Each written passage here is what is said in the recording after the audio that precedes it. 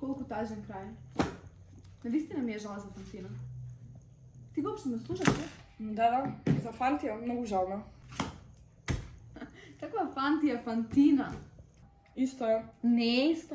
Како не? За денеска ни е лектирате, я прочита ли А въобще? која лектира? Зашто зборуваш ти? За денеска ни е. Што те правиш? Како ќе се снајдеш? Се прашувам пак, која лектира? Клетници. Ова, овие 5 тома, сите да ги читам. Нема шанси. Ти сум јас на штребер. Не е штреберски да се чита. Не знам, јас кога ќе отворам чат GPT секој ми излезе. Се точно. Со низа испуштени детали и дезинформации. Секако со чат GPT пак имам подобра оценка од тебе. Тоа накнадно ќе видиме.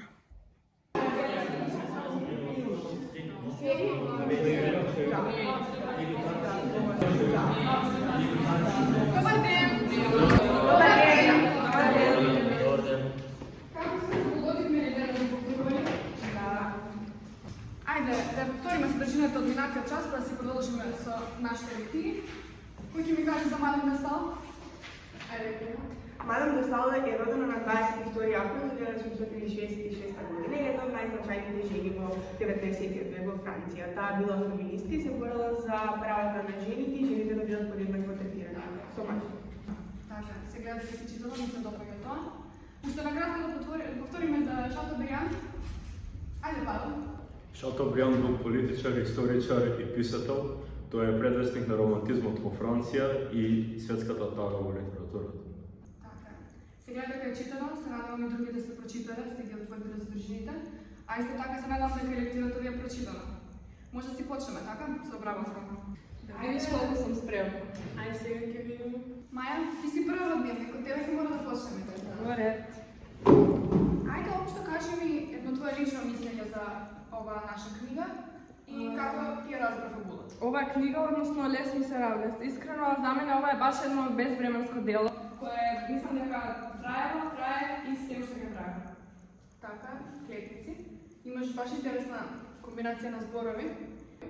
Ајде друго прашање, кажи ми твое мислење за постапката на откривање на својот идентитет, кога Жан Волжан си го откри идентитетот на судењето, како ти го разбра? Мислам дека тоа покажува дека Жан Волжан е човека кој сите ние читателите и луѓето кои се, односно ликовите во книгата, и покажува тој колку всушност созрел за текот на делото и неговиот живот. Маја, ова се некои многу директни заклучаци. Ајде ти поставам уште некои прашања и обиди се да ми дадеш своје лично мислење, може? Кажи ми за ликот на Жавер, како ти го разбираш Жавер? Тој го представува реализмот како една хиерархија, односно покажува колку всушност тој го почитува како инспектор Жан Волжан, кој тогаш нели бил председател. Ти се допадна ли како Виктори го е представи Француската револуција во Българија? Го покажува реализмот, односно Француската револуција како терен на општествениот конфликт и дал многу голема длабочина на ликовите. Маја, чат GPT што уште ќе ни каже, ова е разбрал.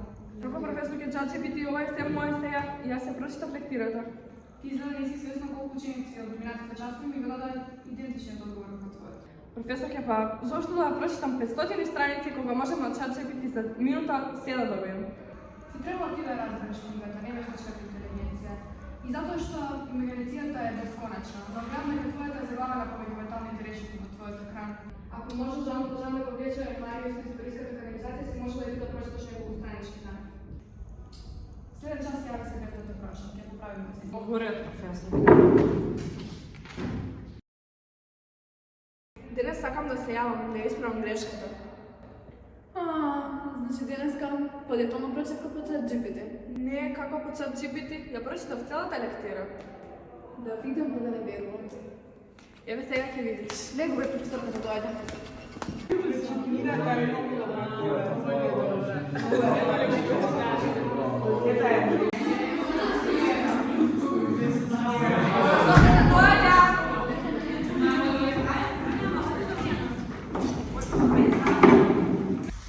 Добар ден!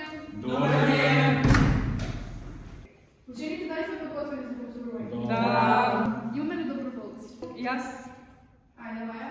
Читаше ти или пријателчето? Јас целата лектира ја прочитав. Тогаш, ајде да слушам за твојот омилен дел.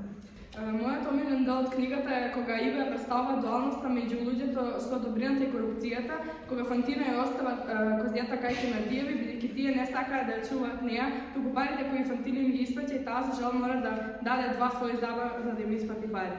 Се допаѓа како размислуваш. Кажеш нешто за ликот на Козјата.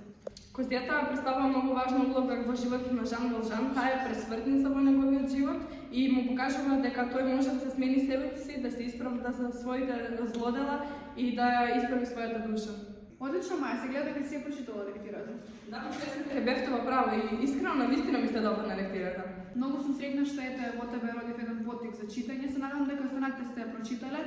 Исто така се надам дека содржините што ги земавме минатиот час се утврдени, а сега да продолжиме со нова скрж.